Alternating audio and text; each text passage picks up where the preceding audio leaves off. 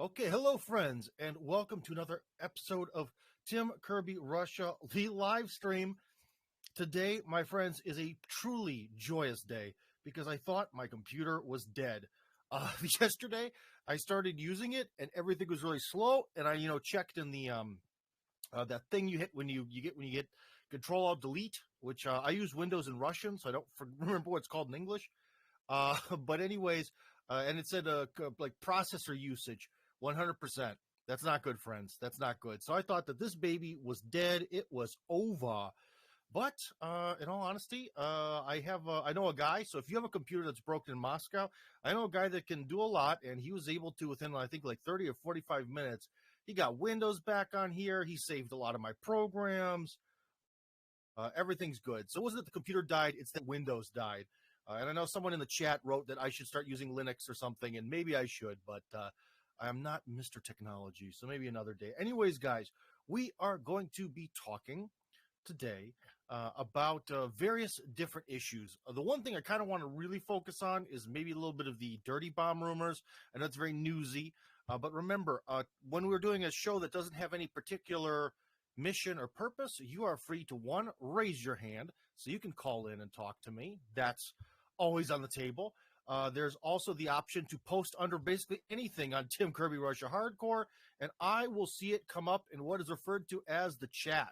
So if you comment under any of these nifty pictures that say like 15 minutes till the thing starts, that will appear in the chat, and I will see it. I'll even see more crud from stupid Dan Scavino. All right, we'll deal with him one day. So it just has to be a day when myself and our good friend Abibas are both sitting at home by the computer today. When those stars align, we'll finally get rid of Dan Scavino. Someone already wrote hi from Peru. Hello, Peru is very far away, and hopefully one day I'll get to go there. Peru kind of looks neat, as does all of South America, because I've never been on that continent. But anyways, guys, what is our big topic today? It is recent news, and I think the most important recent news is really about this whole thing with the dirty bomb. Now, some people have in the comments, people who are fans who've been here for a long time and not trolls, have kind of criticized me because they feel that like we shouldn't talk about the potential of Ukrainian dirty bomb because it kind of gives the mainstream media what they want, because the mainstream media is hyping the story. They want to hype that someone is going to make a nuclear move, especially the Russians, and then if the Ukrainians do it, then they can blame the Russians, so on and so forth. But guys, I recently shared something by a very famous economist with a last name that doesn't sound good in English. His name is Mikhail Khazin. You got to roll the H to say it the right way in Russian. Khazin. He's very popular. He kind of came up with this interesting theory about the special military operation, and that kind of Putin is going slow with it on purpose. He talked a little bit about the dirty bomb. We'll get back to that. But long story short, it got me thinking. And then I saw this article that was on our good buddy Joaquin Flores' New Resistance, which normally I would recommend, but he wants to keep it at a maximum of 30,000 subscribers. So unfortunately, view it, but don't subscribe to it if that's possible. But anyways, it's kind of cool. It says Russia requests a meeting today of the UN Security Council regarding their allegations of a provocation by Kiev with a dirty bomb. The essence of the threat, as laid out by Joaquin. The Russian Federation Ministry of Defense, Kiev plans to accuse Russia of using tactical nuclear weapons. The Institute for Nuclear Research in Kiev and the East Mining and Processing Plant in somewhere are engaged in preparation. The incident will be camouflaged under an extraordinary effect of Russian low nuclear. Yeah, so they'll try to convince the public through the mainstream media that this dirty bomb is a low-yield Russian nuclear warhead. Why would a superpower have a low-yield nuclear warhead? What does that accomplish? That's a mystery. Russia considers the threat of Kiev dirty bomb real, it says. But anyway, so why are they doing this? The thing that I think, which might be an original thought, the problem is, you know who uploads a lot faster than I do? The guys in the Duran. So maybe they actually have a video about this out today and they beat me to the punch. But I think with this whole dirty bomb thing, the one thing about why the Russians went to the UN is they've created an interesting way out, okay? So, well, not only is it true, probably, that Kiev is doing this, who knows, maybe the Russian powers are lying, maybe they're not.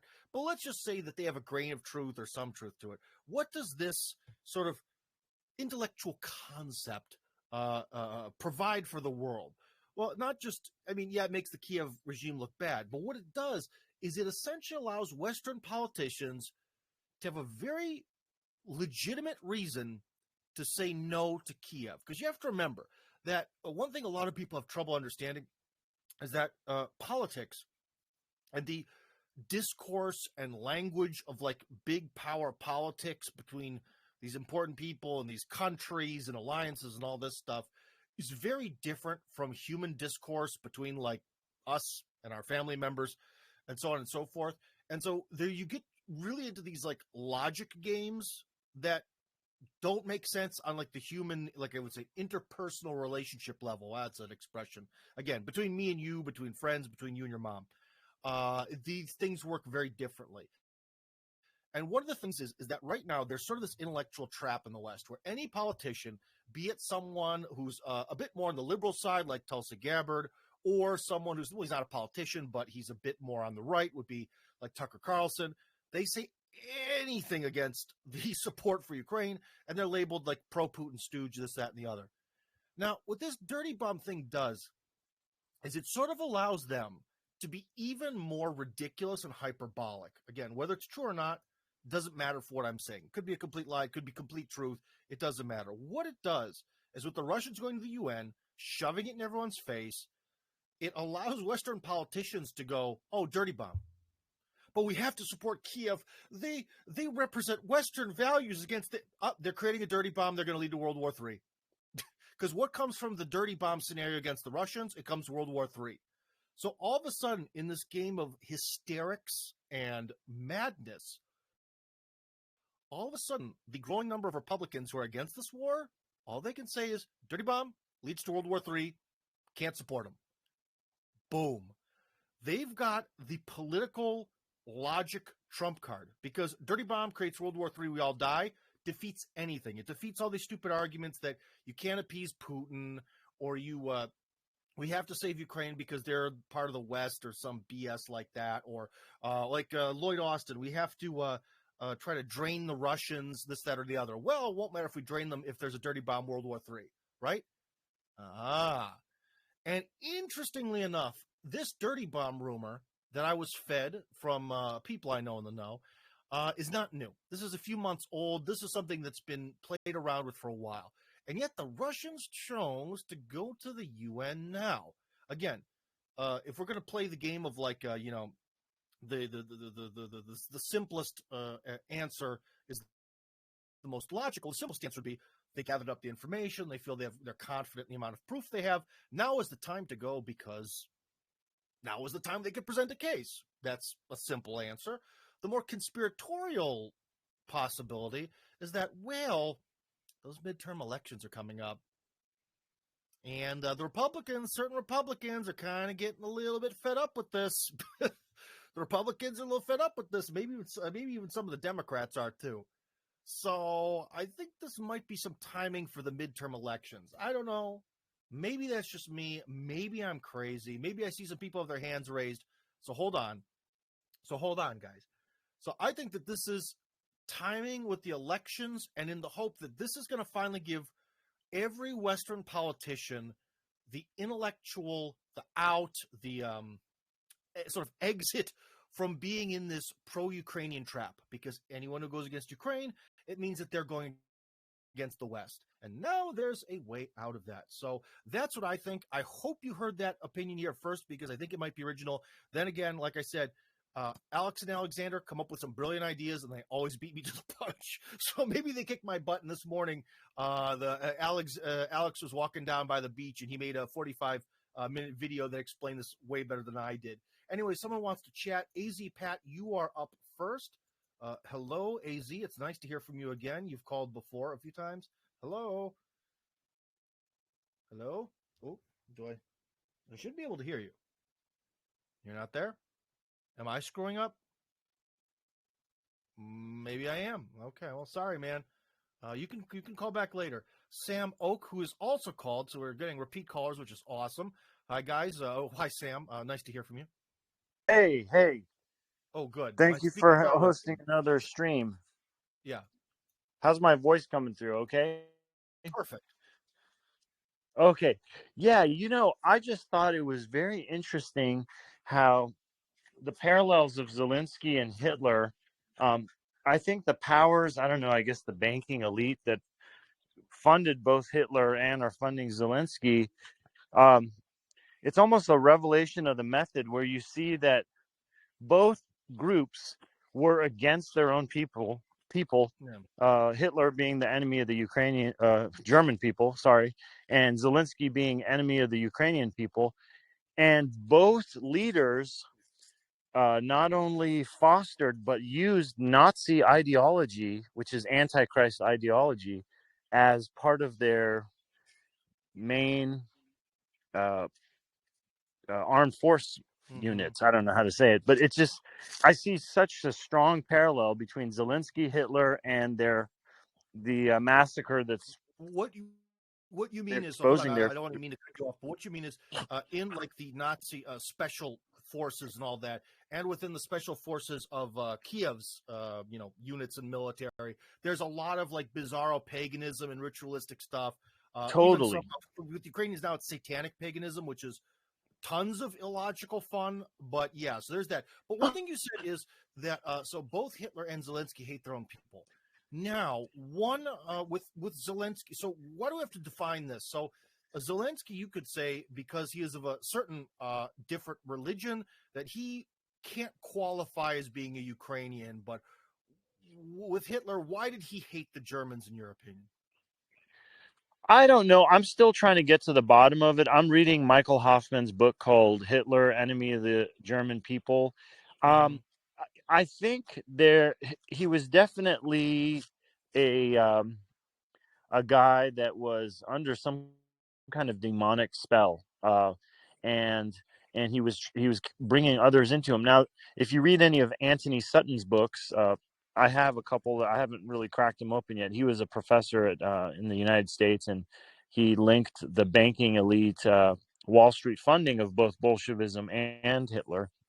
Mm-hmm. I think these types of people are propped up by moneyed powers to create chaos so that they can loot resources and families. When you divide a family through warfare, the girls can become prostitutes and the boys can become soldiers, and it really feeds the lust of nefarious people at a Oh. very primal level.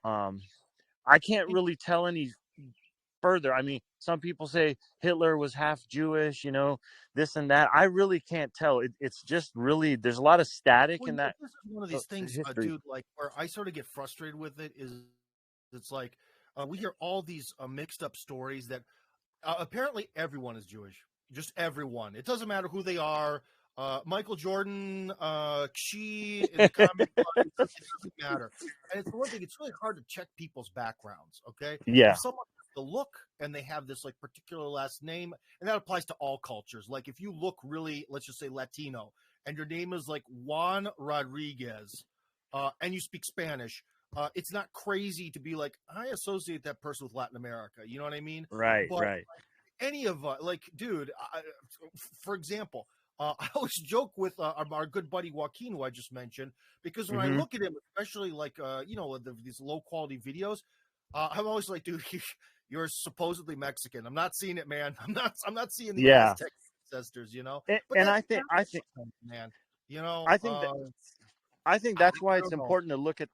That's why I think it's important to look at the spiritual side, just like Christ did. He said to the Pharisees, he said, "If you were children of Abraham, you would do his works." And it really, we just have to judge people by their works, not their backgrounds, obviously. Dude, even And to the and to post in that sense, Zelensky and Hitler are very similar to me. I see just stark parallels. Um, and yeah, the paganism, like that guy boiling a Russian head, it's yeah. just, that's the stuff that the Nazis You know in what's World funny? War II did. I've heard people, some of the people in the chat actually wrote, they're like, well, that's actually not cannibalism. That's how you take the head as a trophy because it gets the meaty parts off of it. I'm like, that doesn't really make it. It makes it technically better on some sort of like hierarchy of evil, but it's still in the evil realm. I Definitely. don't quite understand. That's a weird debate whether you're going to eat the head or just boil it to keep it. Doesn't really make a huge difference in the Tim Kirby book, but that's me and not other people. But what the last thing I wanted to say. Hold on, we'll get right the back last to thing I wanted to say. Hold on. Is before I forget is that one thing is important about. I mentioned today this person wrote this disgusting sort of self-hating Russian message to me directly because my one buddy who is also from good old North America was looking for, he's looking for a job. And the thing is I mentioned this in the chat, but you guys probably didn't see. But anyways, I'll find it here. Anyway, so guy's looking for a job. He has a permanent residency. He's in Russia for the rest of his life. He's got the whole wife and kids in the whole 9 yards. Bought an apartment, all that stuff, right? So, anyways, the guy writes to me. He's just saying like, bro, well, this is because you should understand yourself that, well, it's that kind of country, that kind of thing. So someone took the time to write me a message rather than saying, maybe I'm sorry for your friend. Could you clear something up? To whine to me about how they feel bad about Russia. And going back to Hitler, what if Hitler, there's this one theory that because he's either 1/4 or 1/8 or something Jewish, that he was filled with this sort of deep sense of shame about that. And this is why one of these other things where one problem I think we face is like the weird alphabet letter people are like, you should be proud of yourself even if you're a complete loser. Yay! Which is very extreme and I think is not healthy. But the opposite side is this weird stuff where people who are just consumed by a self-hatred for whatever reason, be they short or some sort of ethnicity in some percent. I don't get this, and I think it's very unhealthy. And some people think that maybe, Hitler was just with that. But anyway, Sam, welcome back. I just kind of wanted to make that point. Anyways, you're back. Sam, if you want to be back, you are back. Hello. Sam. I hope you didn't get offended. Oh, well, we can talk to Sam later. AZ Pat wanted to talk. Now he's here. AZ, are you here or are you not? No? Yes? Going once, going twice. So unmute. How about that? Am I good to go? No, you are. Okay. Boom. Yeah. Hello. A little technical difficulty here. So, okay. I wanted to throw an alternate theory at you about this dirty bomb thing. Dude, please do. Yeah, Russia's pretty much done with their conscription thing, their call up of the 300,000. And those guys are in the pipeline. They're being trained. They're just about ready to do whatever it is they're going to do. Yeah. I don't know if Zelensky's this smart or if anybody's this smart. I'm going to posit the idea that maybe Ukraine is floating this dirty bomb thing to keep Russia from going on a massive offensive in any way for fear of whatever.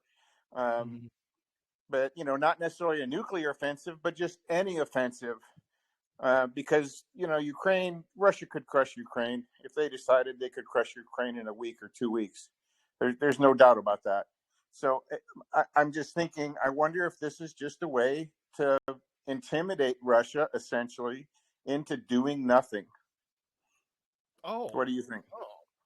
Interesting. So essentially you're saying it's a good way to scare the Russians from not going too far with this? Something like that? Something like that, yeah. All right. Okay, well, I'm going to mute you here, but that's interesting.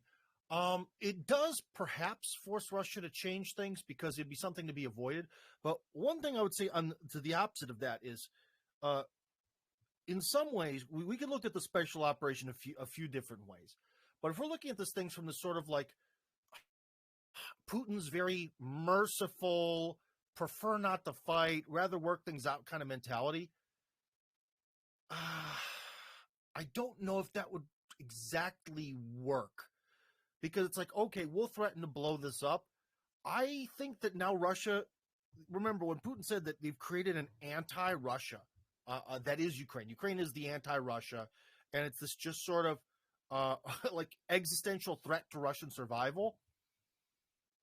If they blow up one of their own oblasts, oh well. I think grand story. If Putin doesn't sort of give in to his desire to see the absolute minimum amount of people killed, and he sort of thinks that they're just going to do this anyways, that it's already sort of something that's fated to be. For those of you who are fans of JoJo's Bizarre Adventure, talking about fate and destiny, fated to occur, then he might just sort of have to accept it. And I think that maybe that's the reason why the Russians went to the UN. They're like, look, you are not going to be allowed to blame this on me or on us, because we have laid out exactly everything that you're doing. We've made it public. Maybe your media is not going to cover it. Because, guys, one thing that I could say about Russia is I complain about Russia's failures in the media in terms of a lot of breaking Washington's talking points. Okay, imagine if this war was happening in the 90s. In the 90s, there was only the Western mainstream media and pretty much United States and the BBC. So you have the BBC-US alliance, and whatever they said was true. And now, to a large extent, they've tried all throughout this war to do false flags, blame for massacres, this, that, and the other. Maybe some people believe it, but overall, people don't buy it anymore. People don't buy it anymore. And I don't think that enough people would even buy into this narrative about this dirty bomb strategy, which is, again, the logic is they've been selling us is that Russia is just sort of violent, likes to annex territory and this, that, and the other, okay? And that supposedly there's a lot of Russians there. So Russia wants to annex territory, and they destroy a huge percent of it and make it unlivable. That doesn't make any sense. And it wouldn't. And it wouldn't hold as a talking point. The West talking points have gotten so bad that no one believes them anymore. In fact, one article we recently shared here on Tim Kirby Russia was from the Washington Post, one of the most anti-Russian rags out there. If anyone hates Russia, it is the Washington Post, which says democracy dies in darkness. Ironically, the headline banner that they have on their site is pure black with white text. I'm not saying anything, I'm just saying. But anyways, they say liberals urge Biden to rethink Ukraine strategy. A group of 30 House progressives are urging President Biden to dramatically shift his strategy on the Ukraine war and pursue direct negotiations with Russia. The first time prominent members of his own party have pushed him to change his approach to Ukraine. So 30 is not like 200, but it's a lot because you have to remember that very often when it comes to this bizarre thing that we call Congress or Parliament or Majlis in Islamic countries, we have this big room of people, and not all the people involved in everything, or not all the people there voting, get involved in everything. So 30 actually could be a lot, depending on the circumstances. So that is very interesting. So there are actually calls from even the Democrats to make this go away. Which, again, if you believe in a little bit more conspiratorial views about who's really pulling the strings, that might motivate certain people to use the dirty bomb, especially Zelensky, because if the United States gives up on Ukraine, oh boy, that's going to be the end of that. Because, guys, if you watch these videos of the Russians, fighting in Ukraine now, less and less old Soviet crap, more and more old NATO crap is getting blown up, all right? So very important here. Let's see what else we have that was very important. About this. Some people were wondering, because I posted about, how I would love to take the place of that Krasovsky guy who got fired from RT Russian, but they would never hire me. And some people are like, why? You're great. Thank you, guys. But they're not going to hire a person with an accent ever. Let's see what else important. Hold on. I was trying to find that article by Khazan. It's hard to find. Russian missile strikes push Ukraine closer to no-fly zone. Boy, the West has tried that no-fly zone. That has not worked out very well. Oh, anyways, people want to talk. That's great. I want to find this article by Khazan. Why can't I find it? I thought it was not that long ago. I guess I'm a twit. Anyways, I'm going to let someone talk. We have Okash, who I've never spoken to before. That is a gangster name. Okash. Hello, Okash. Can you hear me now? Yes, I can. Oh, hi, Tim. I'm a big fan. Thank you. Watching you from New York City. So about this letter from the Democrat group, I've seen, I saw on the liveuamap.com, probably this website that shows all the stuff that's going on the map. And they 4 hours ago, they posted that they actually withdrew this letter. So I don't know if you're aware of that. Screw it. Yeah, Oh, yeah. no. So if you go to liveuamap.com, you will see it's on the one of the recent posts on Let's the do site. that now. So hold on. liveuamap.com. Okay, so here we go. Let's do that. Let's do it together. Hopefully it's not pornography and this isn't some kind of trick. So anyways, here we go. We're going to share screen this one. Yeah, so this is actually, it's a website that shows conflicts or stuff that is going on all over the world, but this one is particularly for Ukraine. It's Sorry, mostly. my friend. What that says in Russian is this is a blocked bebe. The Oh, I site's blocked see. in Russia. Sorry, my friend. We are not going to be able to go there as a team. Stop sharing. So it is blocked. Let's see, because of the federal Sorry law about that. of information and information technologies and the defense of information. Wah, wah, wah. But Yeah, sorry anyway, about that. But anyway, briefly, it says that the Congressional Progressive Caucus hereby withdraws its recent letter to the White House regarding Ukraine. And then there's a letter, and they say something like a staffer that released it without vetting. It's something that was written several months ago. Some weird stuff. I don't know. Anyway, just wanted to let you know about that. You can confirm or not with other that's the first sources. time I've heard of that, unfortunately. But I can tell you one thing is like what you said about this whole like staffer sort of thing, or that it was there's some kind of mistake there or something. What that means, going to mute you here. What that basically means is that they took a risk, kind of stuck their necks out, and they got some blowback, and now they're afraid for their jobs. So although they, on the one hand, are trying to prevent a nuclear apocalypse, well, they don't want to get like in trouble. Those congressional salaries and perks are kind of good. So, oh, well, I guess we'll go along with this. And this is exactly the problem, again, when we go back to one of the key Tim Kirby talking points. Why does a system with over 400 people who sit in a room, most of the time there aren't 400 people there, most of the seats are empty, voting on stuff that they don't really understand, why does this create democracy? Okay, we voted for him, but it's an insane system. It doesn't work. This is just another example of some of the failures where we need to kind of maybe retweak this idea of how can we get a real government that's more representative of what we want, or so on and so forth. I don't know. Well, in the U.S., it's hard because the Constitution is sacred, and we have to keep the Constitution the way it is. So in America, we're stuck with this. Maybe there's some ways we could modify it within the framework of the Constitution. But that's not easy. Anyways, we have some comments here. Someone had their hand up, but they vanished. And I do like someone has a lovely mushroom icon next to their name. Lazy. I appreciate that mushroom icon. So is Victoria, including the spiritual and subtle components of human doing, satanic. Okay. Getting into the satanic stuff. I would say the insights of Matt Arrett and Cynthia Chung on this, as well as Gigi Young and our Sterling. Yeah, Matt and Cynthia are from my perspective, they are like of the Brad Pitt and Angelina Jolie when they were like together. They're like the Brangelina of geopolitics and philosophy.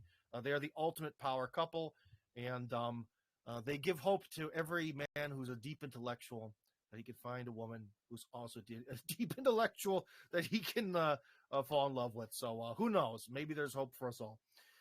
Anyways, Li, our favorite, is back. If I had $1 for every gender, I'd have $2. Oh boy, okay, and a bunch of counterfeits. Good one.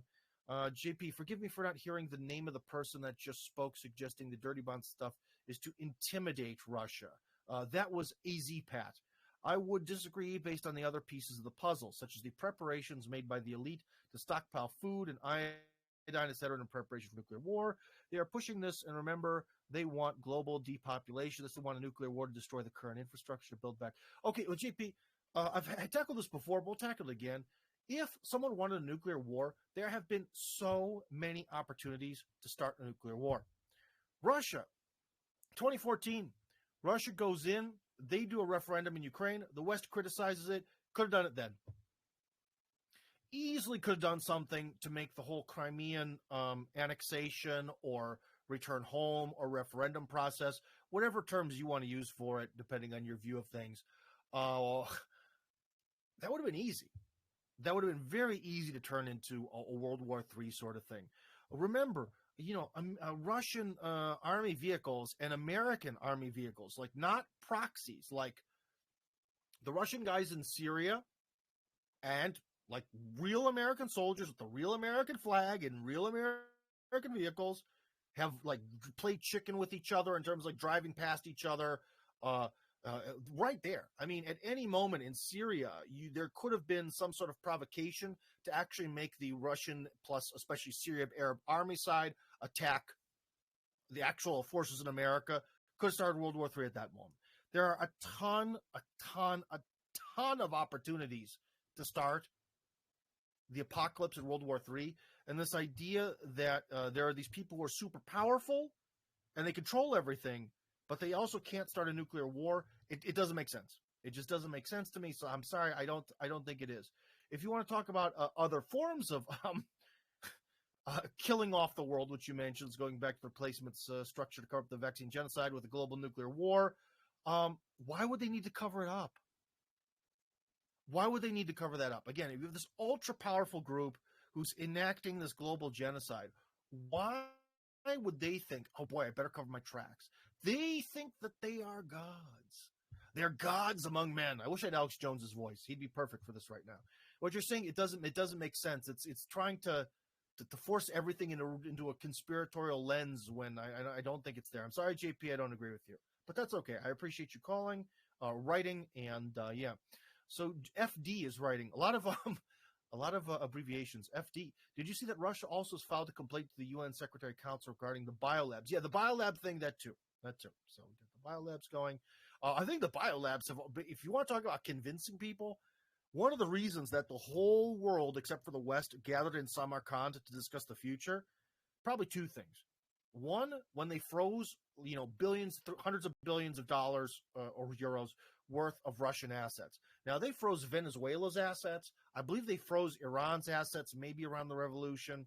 But anyways, they've done that to sort of lesser players. When they did it to Russia, and on that level, they showed the whole rest of the world their true face. Okay, so that was a true face moment. That was number one. That got the whole world to go to Samarkand and discuss what the multipolar future is going to look like. That's one of the reasons why the Saudis just told Biden to go stick it up his butt. They're going to put the oil price where OPEC says.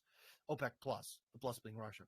And the biolabs are probably number two, because I think that the Chinese, the more internal part, well, first off, well, in China, their political reality is America did it. Or at least certain forces within America, the West, they did this whole, disease thing. So that's their official truth, and they are right angry about it. They are fuming angry. So, yeah, and I think that putting this rumors into a more logical, case and presenting it to the world is another thing. So these are all probably very smart moves by Russia, and they also create a lot of solidarity between, there's the West and there's the rest, and it creates a lot of solidarity with the rest. Remember, if anyone wants to call in, use the raise your hand function. We're just kind of talking about the news today. If you have any questions of, moving about Russia,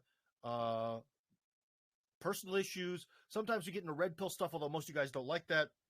Whatever you want. Anosha, yeah, Anosha's here.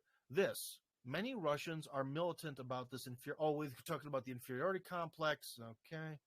But anyways, well, I'll read it anyways. It's kind of from the other parts of the Tim Kirby universe, but many Russians are militant about this inferiority complex and are pretty miffed with an American who won't go along with it. Yeah, Nosha, I feel your pain, man. You know how it is. So you know how it is. All these people tell me that the Russian inferiority complex, you're lying. I don't know, you're weird. You're like pro-Russian, but then you say bad things about Russia. Yeah, I'm in the world of reality where there's pluses and minuses to everything, including me, including all of us. Ukraine letter, scanned version of the retraction. Oh boy, here it comes. Washington Representative Pramila Jayapal. I'm sorry, first time I've seen that first and last name. Maybe Pramila Jayapal, a chair of the Congressional Progressive Caucus, issued the following statement on a letter sent regarding Ukraine. The Congressional Progressive Caucus hereby withdraws its recent letter to the White House regarding Ukraine. The letter was drafted several months ago, but unfortunately was released by staff without vetting. Wait, so it was written a long time ago, but didn't get vetted. That's interesting. Why then, as chair of the caucus, I accept responsibility for this. Because of the timing, our message is being conflated by some. So interesting. So that means that at some point in time, this was their valid opinion, and they believed in it, but that's changed. And for some reason, they had this opinion. They wrote it down, but didn't send it. Okay? My son was being equivalent to the recent statement by Republican leader McCarthy threatening an end to aid Ukraine if Republicans take over. The proximity of these statements created the unfortunate appearance that the Democrats, who have strongly unanimously supported and voted for every package of military, strategic, and economic assistance to Ukrainian people, are somehow aligned with the Republicans who seek to pull the plug on Americans. So basically what she's saying is, this is what we believe, but we don't want to be like the Republicans. If that's true, let's just say hypothetically this is true, this is so pathetic. It's so primitive. It's so tribal. But the guys who wear the red shirts, they believe in this, so we can't believe in this, even though it's true and makes sense. Unbelievably pathetic. Disgusting. If this wasn't my computer, I'd spit. It could be further from the truth. Every war ends with diplomacy, and this one will too after Ukrainian victory. I don't know. What kind of diplomacy do you have as the Japanese emperor with the United States after you get 2 atomic bombs and you got the U.S. Army all over your territory? What kind of diplomacy is there? You have the diplomacy of do what we tell you. That's the diplomacy. I don't know about that. The letter sent yesterday, because remember, if there's one thing that unfortunately, guys, a lot of good things about America, especially when you live in Russia. Well, I always tell people that American attitude of can-do attitude is amazing. Americans are just very optimistic, and they've created tons of great industries. You know, we may complain about Hollywood, but who created this amazing, just absolutely titanic beast of entertainment, of sending global narratives? You know, so good for America. But our politicians are very, very backwards. They don't know anything about history. No, especially the progressive caucus. They don't know anything about how wars end or how they start or what fighting is. They want to send, obese women out to the front because of girl power. It makes no sense. This letter sent yesterday, although relating to that basic principle, has been conflated with GOP position of support for Ukrainians' just defense of their national sovereignty. As such, is a distraction at the it's a distraction. So you meant it. You believe it's true, but it's not politically expedient, and you're literally saying that. Oh, my God. Oh, Cash, I love you, man, but now I was happy about my computer being fixed. Now I just want to vomit. I just want to vomit all over the screen. How disgusting. That is absolutely repulsive. But that shows you, and again, political logic versus normal logic. In a political sense, what was done makes absolute perfect sense. And that's what I try to recommend to people is when you try to really look into all this politics and stuff, stop looking at things in terms of this human lens or the lens between you and other people you know, and through this sort of lens of, how do you want to describe it? Machiavelli. Maybe, I don't know. It's about timing, Tim. They were not ready in 2014. The Great Reset did not. Oh, this is JP about trying to launch. So he's saying that the Great Reset wasn't ready. Well, one thing about the Great Reset, JP, so sorry, we're going around topics. JP was sort of saying that someone wants to accelerate a nuclear war. And he's saying, well, the Great Reset isn't really ready yet. Well, the Great Reset presents a sort of vision of the future, which is very much in line with Aldous Huxley. If our buddy Matt Ehret was here, he could explain to us in great detail how those things line up. I can't do it as well, but I believe him. And the thing is that future does not involve living in a nuclear nightmare. It involves sort of chemical castration of the mind. It involves broken people through chemical means, sort of serving masters who live a very sort of life of pleasure.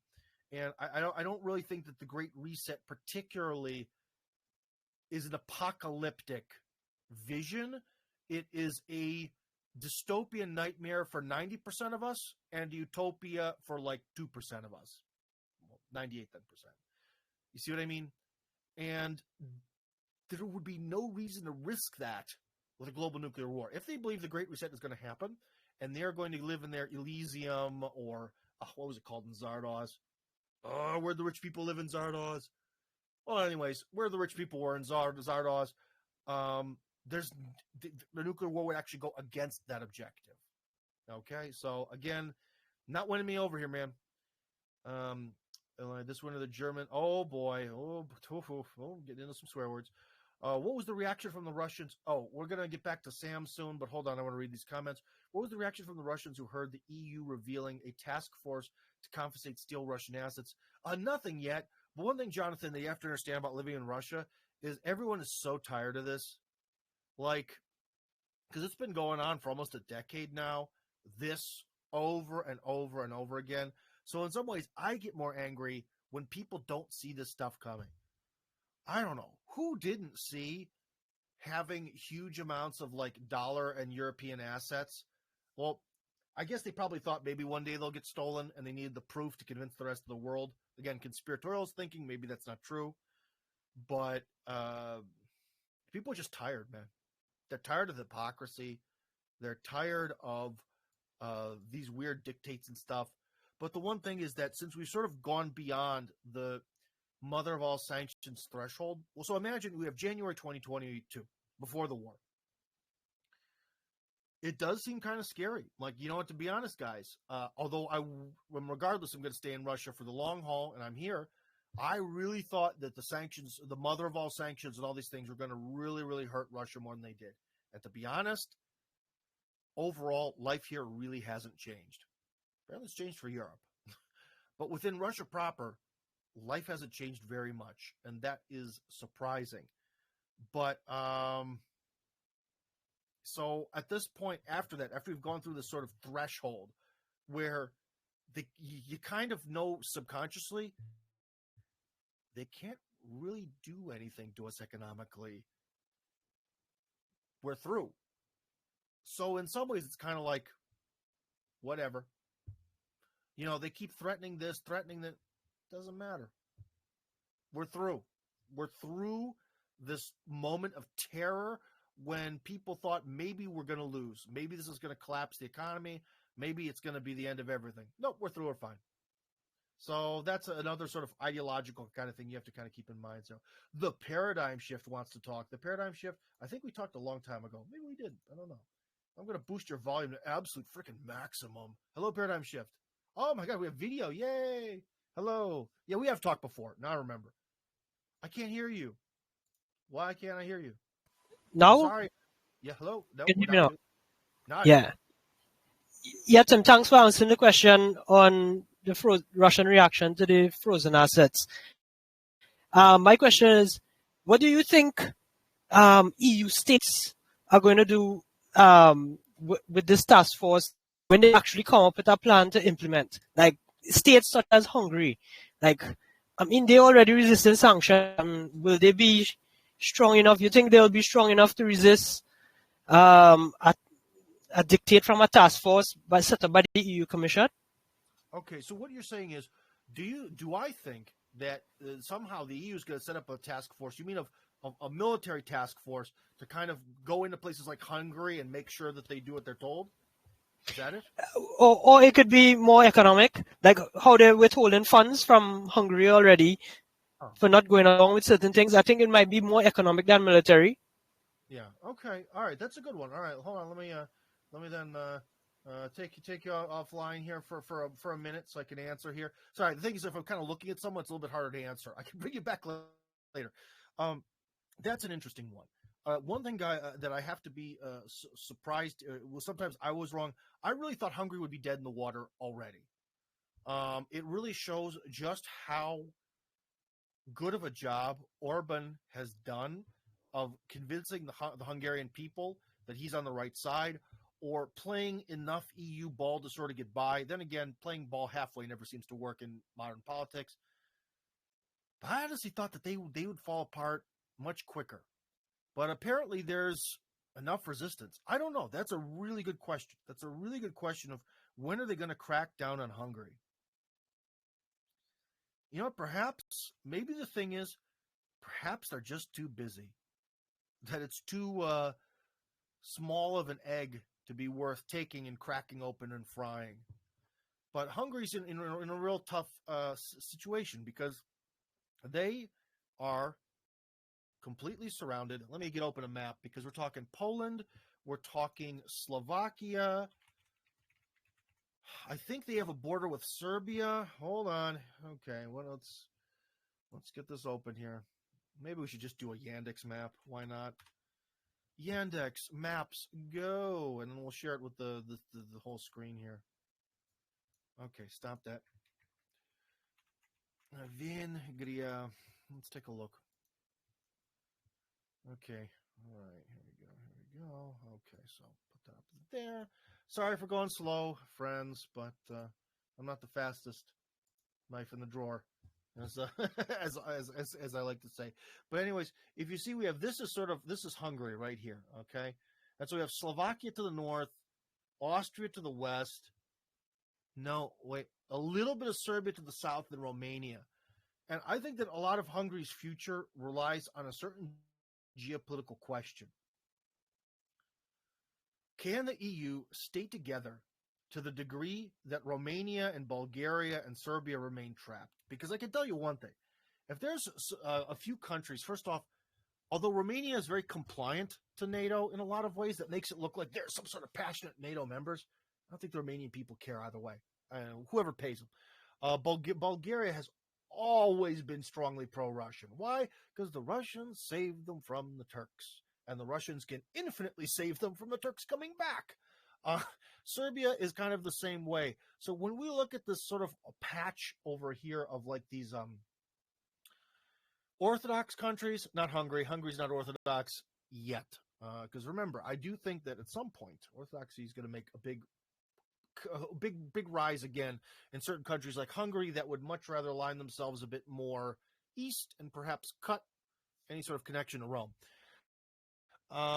But anyways, so if we look at their sort of geopolitics there, if Russians can get to Odessa, that means that they can essentially get to and start influencing Moldova. There's already huge protests in Moldova. Essentially, there could be a color revolution against Sandu any day. And it's really a question of what Romania, Bulgaria, and Serbia are going to do forward. I think it's going to, in some ways, seal Hungary's fate. Because as long as Hungary is completely surrounded on all sides by pro-EU factions, there's really not that much they can do. But I don't know how they've survived this long. I honestly don't. They should have been crushed a long time ago. But it also then kind of leads back to the theory that maybe maybe the West is not as powerful as it used to be. I don't know. Someone said something is ridiculous, but I don't think that's to me. Don't want to speak for Tim, but I think he first did Peace Corps in Kazakhstan, and the rest is history. That is correct. But what is the rest is history? Hold on. I don't know what that was in reference to. Tell me what that was in reference to, LI, because, yeah, I did Peace Corps in Kazakhstan 2004 to 2006. You are jumping to extreme in your response on nuclear war. Keep in mind that the current U.S. military leadership believes in winning a limited nuclear war. Doesn't have to go like you were talking about. Okay, JP, I can see that. That they are that stupid that they think that the concept of a limited nuclear war could work, even though the concept doesn't make sense. But there are people who are stupid enough to believe in that. Okay, now JP, about your nuclear apocalypse, we have something to talk about. Anyways, Paradigm Shift is welcome back. So I don't think I did a very good job of answering your question, but I have to be honest, I am not an all-knowing oracle. Hello, you should be here. I'm not an all-knowing oracle, bro. I like I said, it really depends on their neighbors. Let me just put it this way: if tomorrow Moldova and Romania, and especially Bulgaria too, kind of had like a revolution of sorts, or broke from the EU themselves, the EU, Hungary would be A-okay. That I can tell you for sure, because they'd have that physical land connection to Russia. Oh, thanks for that answer, Tim.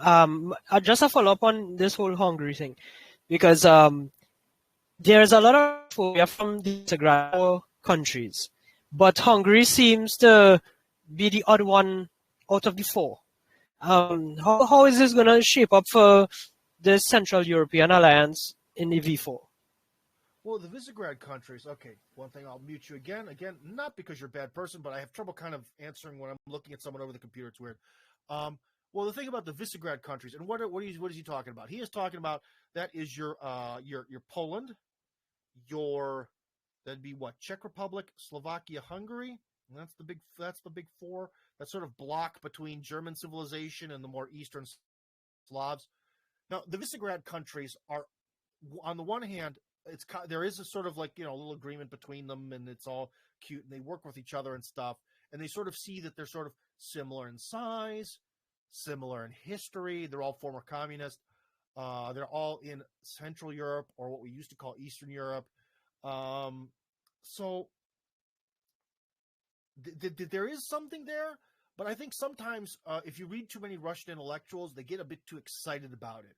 Because, again, we've talked about before how after World War II, there was sort of this idea of, why don't we create kind of like the Central European state that's like a big strip between the West and the East, and we'll keep it kind of just this helpless, pathetic, poor strip, and everyone will be happy. Like, that's what we're going to do with the Axis powers. The Axis is just going to become a bunch of homeless people. That was sort of one concept that didn't work out, this big buffer between East and West.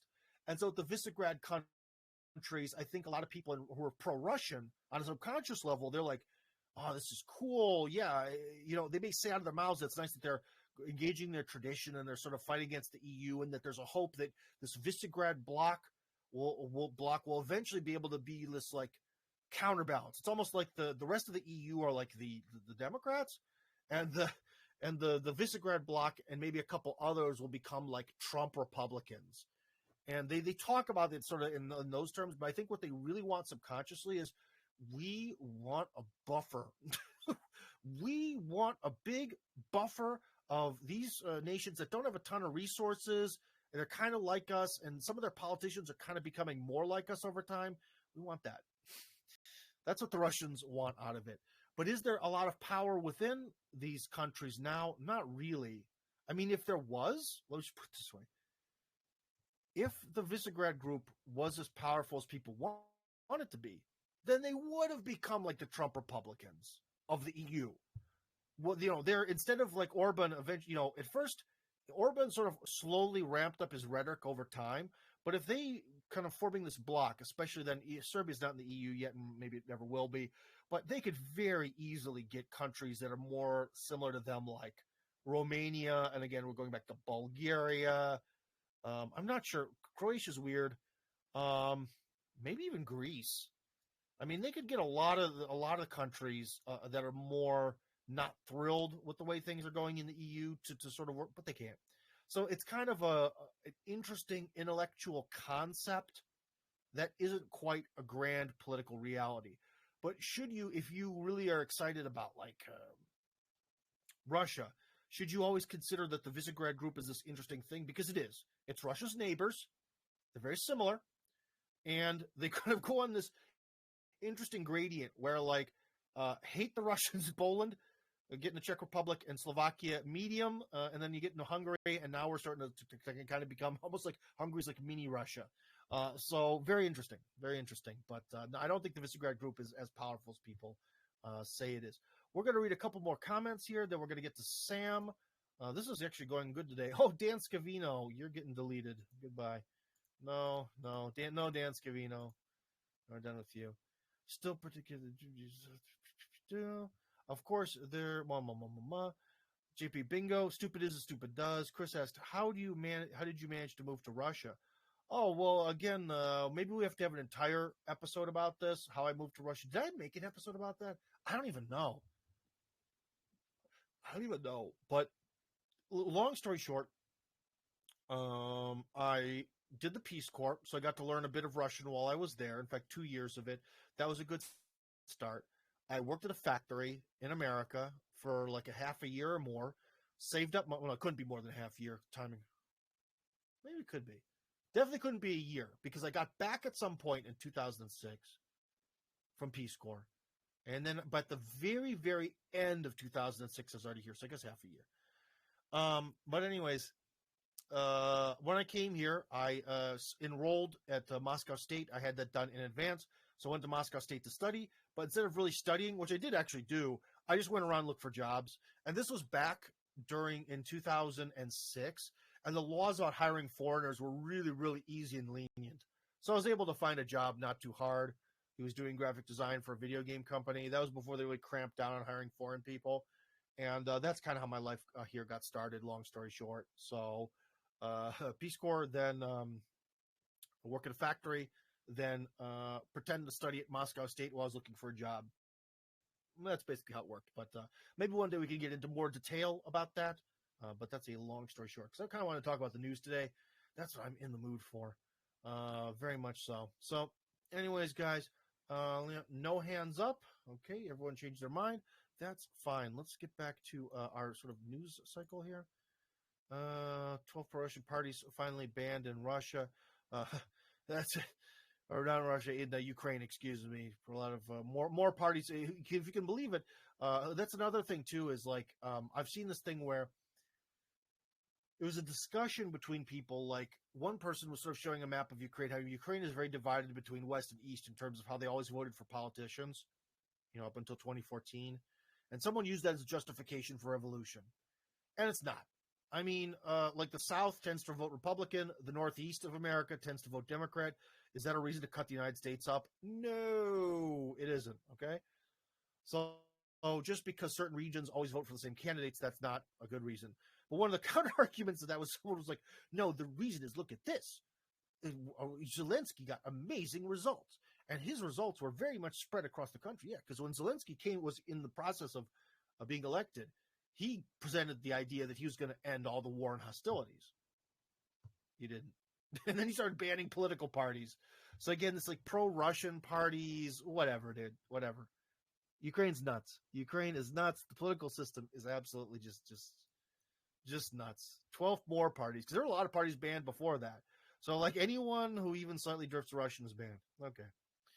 But also one of the things, too, is remember, if they've already banned parties before and they had to ban 12 more parties for being pro-Russian, isn't it kind of like, as if a lot of their population is actually pro-Russian? Maybe we should listen to democracy. Anyways, Sam's back. Hello, Sam. What have you got to say? Hey, yeah, I just was wanting to comment on the cognitive dissonance on Western people here. I'm out here in Tennessee, and you talk to the average person, and they can't see that Zelensky is the enemy of the Ukrainian people. And I try to explain to them. I say, look, you got Mexicans in New Mexico, but New Mexico is in the U.S. And if Colorado started bombing New Mexico and killing Mexicans, the country of Mexico would be upset. And it's just the cognitive dissonance is just amazing, because on one hand we have Soros and the open borders and everybody kumbaya get along, but at the same time the United States with the State Department's been promoting this anti-Russian subculture in the education and everything in Ukraine. It's just, I don't know how to get through to people. I tried the New Mexico analogy, but maybe you have some hints or whatever. Oh boy! All right. Well, thank you. Again, I think that one of the big things is the U.S. Civil War, because it's sort of like with Russia and what happened after the former Soviet Union. It's like parts of Russia that were part of it from the very beginning broke away, and someone tried to convince them that there's some other culture. So the question is, would you ask? You ask your friends, are people in the South Americans or are they Southerners? Are they Southerners with a peculiar way of life that has to be separate from the United States, or can they be part of the United States? I would say they are. And I think most people would say they are. But some people in the South said they weren't. And they were willing to kill over that. So I think it's a little bit about that. So if the Union had the right to go down south and be like, no, guys, we're all America here. We're going to be part of one bigger, greater empire. Then what makes Russia have some sort of difference? If you want to talk about the ethnic kind of killing aspect, there's this ethnic aspect. It is a little bit harder to create an example from, say, American history. So it's a little bit tougher on that one. But on the one hand, man, it's good for you for trying to convince people. But I can tell you one thing that my mom's done, and this is true. She has a map of Europe on her phone, just like a blank map. When people start talking to her about Ukraine, she says, "Where is it?"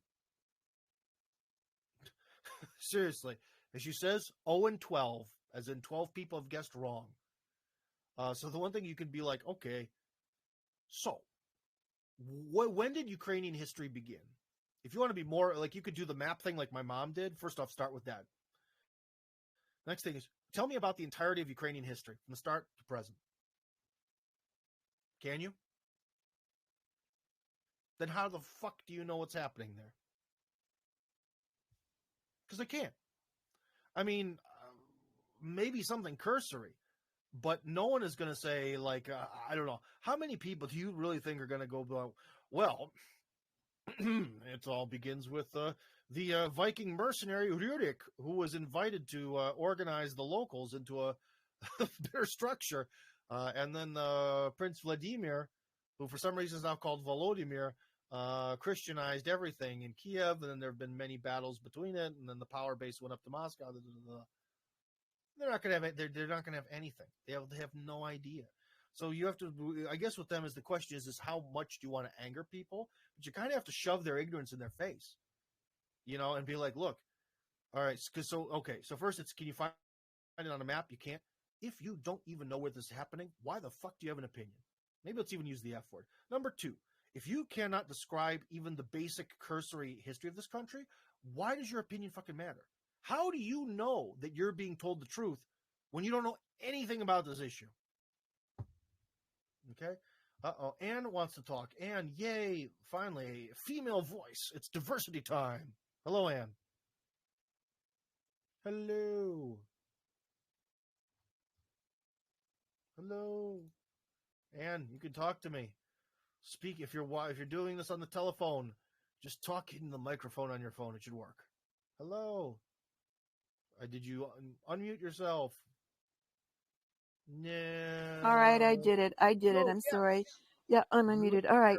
So, it's intellectually very interesting to try to find the root cause of this Russophobia.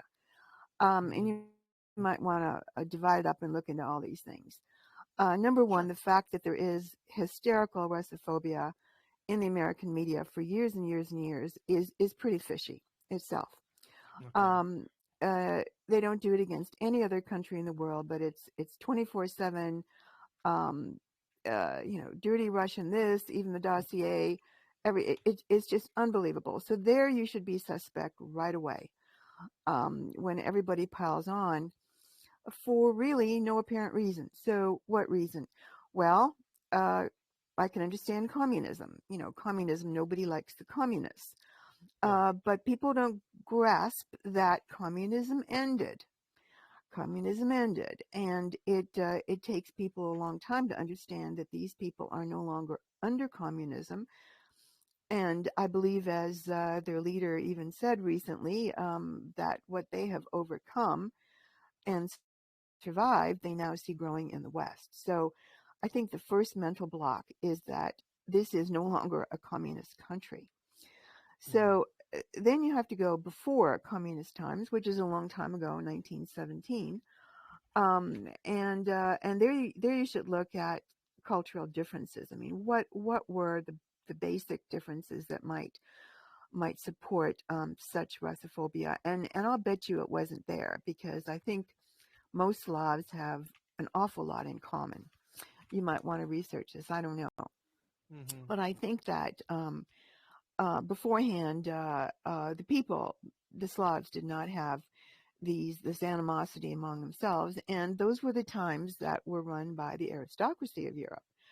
And before that, so then there you had the competition of the aristocratic class, and nobody can really identify why we have this extraordinary Russophobia, and it has got to have to do with simply wanting to conquer the country. End of story, for no real reason.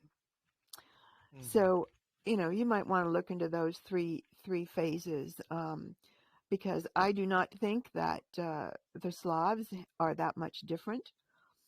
And I think that people don't understand that communism is gone. I mean, if you want to pick on a communist country, there's another one you can pick on that's distinctly communist. So I think a lot of explanation must be done, and the fact that our media has been 24/7 Russophobic for years and years and years is extremely fishy. All right. Well, Ann, you've actually given me a huge amount to work with. So, anyways, guys, Ann's question, or I should say, sort of breakdown here, it's going to be the final question of the day, because this is going to take a little while to get through, and it might be interesting for you, might not. So, anyways, this is the end of the day. I might answer some written questions after this, but that was a big one. So, this is actually really awesome. So, who knows? Maybe I should edit this video and put it at the front, but I'm probably not going to, because that's the point of live streams. So, anyways, okay, so. You started off with first that like wanting one of the background the logic of Russophobia is this sort of desire to conquer Russia and to justify it. Well, in some ways you could say that, because if we look at like let's say high school girls who are waging a war of words against each other, it's because one wants to steal the other's boyfriend or outdo the other to be the head cheerleader. It's not the one pretty girl is probably not going to wage some kind of weird war against someone that's not a threat to them. Maybe they are out of some sort of narcissism, but there can be a certain thing where someone who's threatening to us, maybe a coworker, let's take it away from high school girls. Perhaps you're seeing that there's some coworkers rising and he's going to get the promotion. So you might want to start to kind of, plant some bad seeds to keep him in place. Yeah, you can definitely be subconsciously, especially motivated to be against someone, out of some sort of jealousy or concern that they're going to take what you have or you want to take what they have. So that makes sense. That's a very logical reason why it could exist. Let's go back to the history. First off, we can't forget that the church split, Eastern Orthodoxy. The Russians really became the Third Rome, as they call it. And in a lot of ways, I mean, yeah, Greece is Eastern Orthodox, and like Romania is too.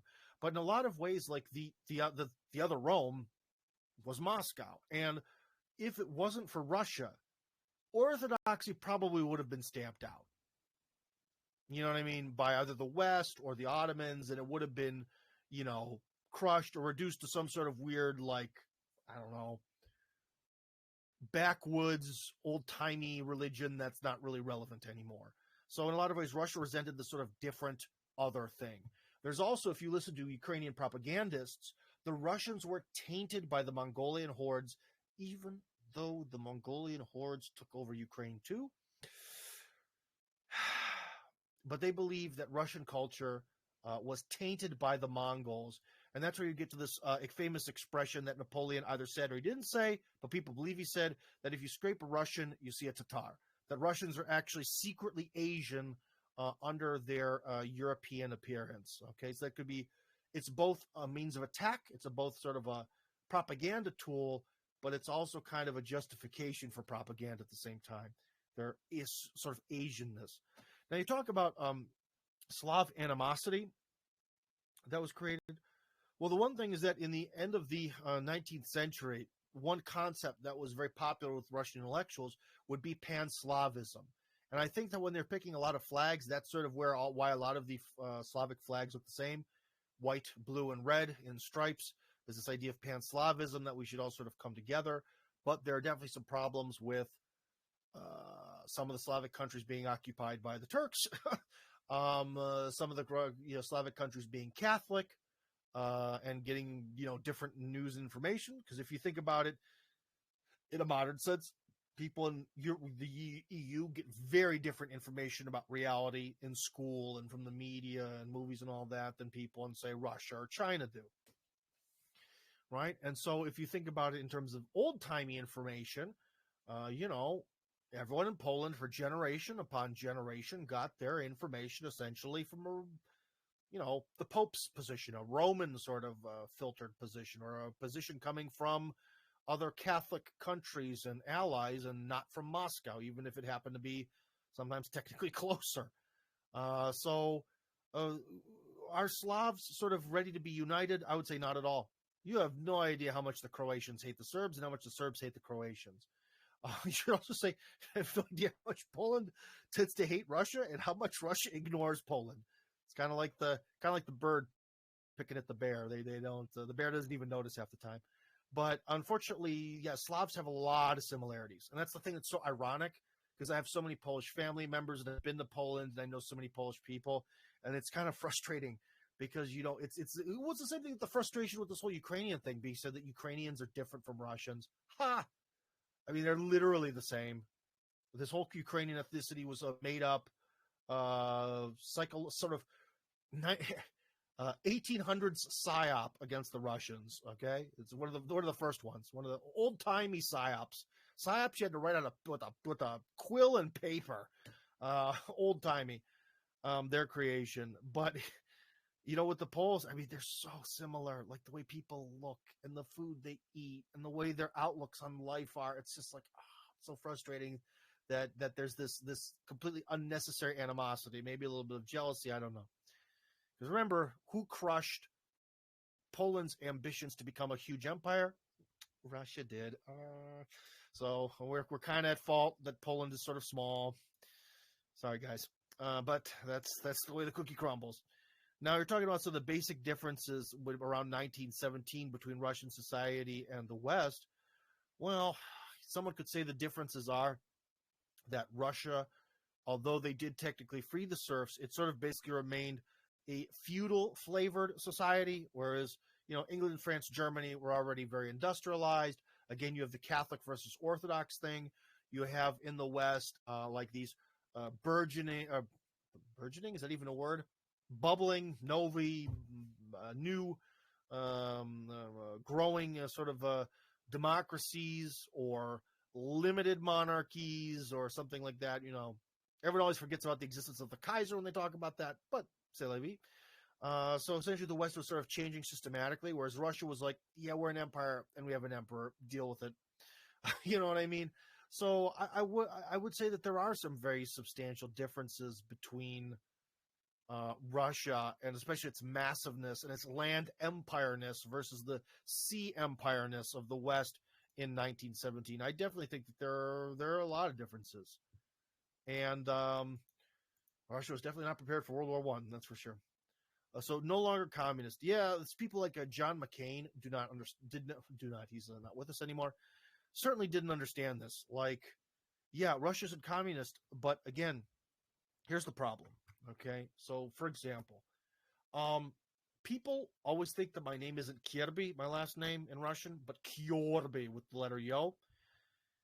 It's my job to tell them, look, punk, it's not with Yo, it's with yeah. I don't care what they told you in school. That's the way it's written. Like it or leave it. That's how it is. It's yeah. And it's my job to make sure that they spell my last name right. Okay? Because if I don't do that, well, what are they going to do? They're going to spell my last name wrong, or they're going to do instead of yo, they'll put e instead of yeah, or something. Who the hell knows? One time my daughter was referred to as Girdi, as in Girdi from Kirby. Okay, so anything's possible. But it's my job to make sure that people get my last name right and to sort of, understand how I, who I actually am, especially according to my passport. Okay, you get that logic? And it's Russia's job to tell the world we're not communist anymore. It's not really America's job to be curious and be inquisitive. It's Russia's job to project a message, and this is again why I get frustrated where Russia really fails when it comes to projecting an entertainment-based message, be it movies or video games or whatever. That it should be Russia's job to do a better job of showing through especially entertainment. Hey, look, guys, it's not how it is. It's a different ball game. So that's Russia's fault. That's Russia's fault. And you've got Russophobia for many years. Well, yeah, I mean, the one thing, other problem about, if we're talking about the West, we're talking about America. One thing you've heard me talk about before, so I won't go too deep into this, is that there are two phases of American history. The first phase, the Founding Fathers, up until World War II, that was sort of one type of America, with an important moment with the Civil War. Essentially, you have a country based on the Enlightenment. Then America is part of the winning team on World War II, and certainly is the economic winner of World War II, and becomes a superpower. And in a lot of ways, if you think about like the way we build America, the way we do things in America, like the timber framed houses, the big roads, the cars, our schools and stuff, I think in a lot of ways we're stuck in the 50s. And I always hear people talk about, we got to go back to the nuclear family. The nuclear family was an invention of the 1950s. The nuclear family was not a thing before the 50s. So very much, I think our current America sort of was born in this post-World War II triumphant moment, okay? And a big part of that means that, well, that moment was the beginning of the Cold War.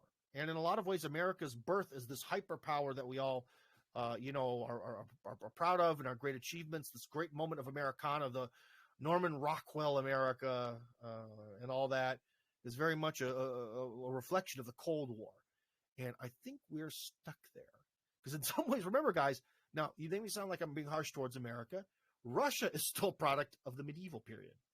Because Russia has the weird thing of being a very specifically medieval society.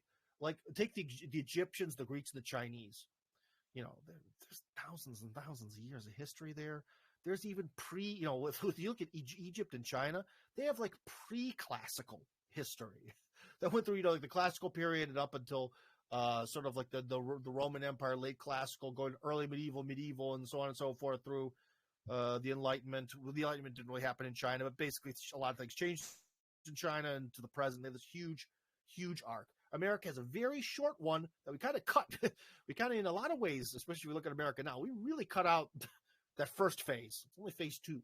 And Russia is a society that had a medieval period for a long time, and then a communist period that had a lot of medieval elements to it. And now we're in a weird sort of third period that we don't quite know how to exactly evaluate what the hell it even is. And so that thing is, I think it's the Russophobia, it's not just this thing that's sort of ingrained in us because of the movies and all that, but I think it's ingrained in us because of our cultural birth of being in the Cold War. And a lot of American politicians, they especially cannot get away with that. Like when we talked with Jeff Brown last time, interview about China, Jeff Brown, when he returned to the program, he mentioned that, no, this wasn't with Jeff Brown, excuse me. We talked about China with Jeff Brown twice. Jeff Brown is awesome. Eamon McKinney, when we were talking with him about China, he mentioned that the Chinese are always baffled because they don't see things as zero-sum games. They see businesses, I want to win. How can I win and you win enough that you're happy too, and I'm getting lots of win, and you get at least some win, and everything's going to kind of work out here. Much more gray, much more amorphous. We are children of the Cold War. There's winners and there's losers. Allies, enemies. Black, white. On, off. If we don't take Ethiopia, the Soviets take it. If the Soviets don't take Angola, we take it.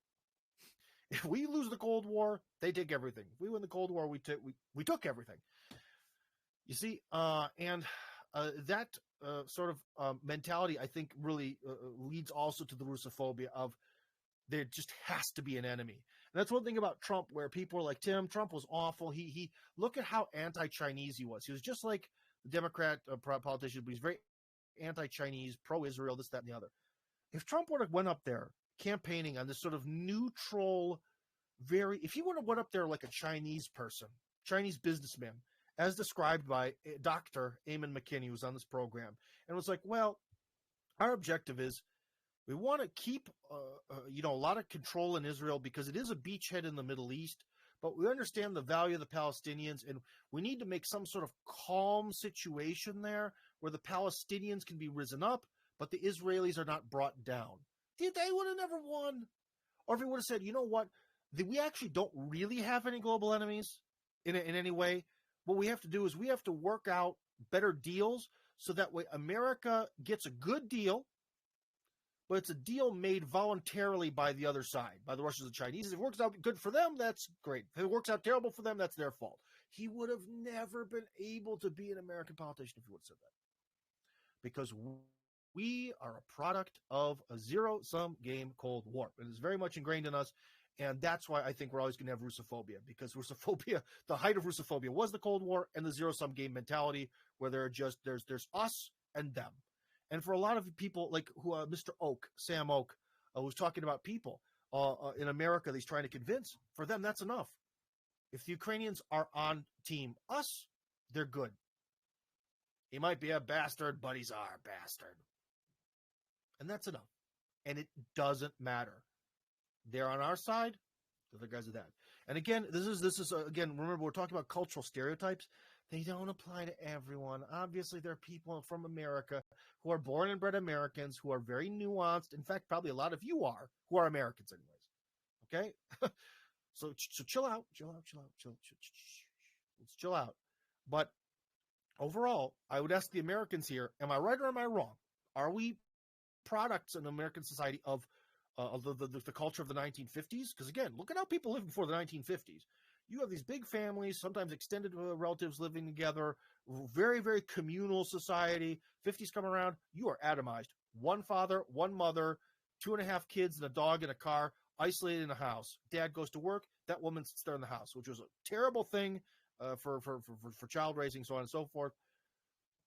If you look at history, no, we're very much a product of those times, and we have a lot of trouble looking before that. It is very hard, if you think about it subconsciously, from this great moment of triumph when we arose as the great America, to look back into the past and be like, oh, we did grow as great America, but you know what? There were actually some things about medieval society that were good, like the whole, and everyone in medieval society was in a lot of ways organized around who's taking care of whom. It was sort of cycle, without needing communism, by the way. Everyone has the sort of like interacting, intermingling, intersecting responsibilities between people to take care of each other. No communism involved, and they had that. So, but we'll never talk about that. That will never be discussed in the American media, and we'll have to do it. So, anyways, I'm going to read the final comments, and then I'm going to get the heck out of here. So, I'm glad we did this, guys. I'm feeling real good. I'm just not feeling good about having to install Photoshop again. Interesting. I had never associated New Mexico with Mexico. Read up on the Khazarians. Well, yeah, it's a good thing, because it's with it would almost be like, again, here's again with the Mexico thing. Well, there's the part of Mexico in the Southwest, like your California, New Mexico, Arizona, Texas, and that was kind of part of the Spanish Empire and part of the Mexican colony or whatever. Well, what if America lost that after some sort of collapse? Like the Cold War happens, America loses those states. The new powers in the Soviet Union say, no, they're an independent workers' republic of their own. But independent workers' republic starts to make everyone speak Spanish, whether they like to or not, at a gunpoint, and start to repress or maybe even murder everyone who doesn't. So there's maybe a good example. So sorry, above. I guess I did a bad job of giving you an example. I hope you're still listening. But anyways, England has always acted to prevent any European power from getting too strong. Often the target of the strategy has been Russia. I think the U.S. inherited some of it from England if we're talking about pre-Soviet Russophobia. I totally agree with what you're saying so far. 100%, Stephen. Though I think the Soviet Union, the emotional and financial inertia military-industrial complex explains the vast majority of the U.S. making Russian enemy. Yeah, that's another thing, too. Yeah, the military-industrial complex inertia. So not only does it have to be an enemy intellectually, but we kind of have to have an enemy financially. Although I have written in the past many years ago that at this point, the United States doesn't actually need an enemy. We have gone so far down this path to this military-industrial complex. There is no need to justify military spending. It just is. So I actually think that we don't need to have an enemy anymore, and the industrial complex can continue on as it is. It no longer requires logic or justification. But that's just me. You can probably find that article on the Strategic Culture Foundation. Go look for it. Cash, I'm not an American, but I've been in the U.S. for almost 10 years, and I agree with 100% what you said. I see it every day. Okay, well, maybe as a foreigner, you have a different take, because you didn't say where you're from, or maybe you didn't. I'm an idiot, and I didn't hear it. But sometimes that's one of the nice parts about someone who's like myself, who's be able to live in a completely different culture for a long time and really understand that culture, is you can start to see all the different things and pluses and minuses and gray areas and weird intricacies about your own society. And we are not ancient in America. We are not an ancient society, and that's not a good thing or a bad thing. It is the way it is. We're the new kid on the block, and trust me, America did a great job in the Cold War of getting really freaking powerful. So go America. We just have to maybe check our ego a little bit. Did a lot of good things. Just got to check the ego a smidge, and we'll be just fine. Rusland. Unfortunately, the names of Texas and California are not openly connected, but still they are. I was much surprised to learn that Louisiana was the territory from Mexico to Canada, half the present U.S. owned by the Bonaparte France. Well, yeah, well, for us, they tell us that in school. That comes up in school. It's one of our key lessons. So not a surprise for Americans, but yeah, it was kind of sort of bought from the French after the French really lost the ability to maintain territory abroad. You know, the revolution was not kind to France there. So they kind of lost everything pretty quickly, including Haiti, French Canada, and pretty much everything. So, okay, I'm Greek. Okay, hello there. Kalispiera. All right. So, anyways, guys, that is all for today. I hope this was interesting. There are Wow, oh my gosh, there are like 40 or 50 people watching this. This is awesome. So anyways, to all 50 of you, thanks for watching this. I hope you found it interesting. And it'll be uploaded within like a day or two, whenever I get Photoshop back. Goodbye.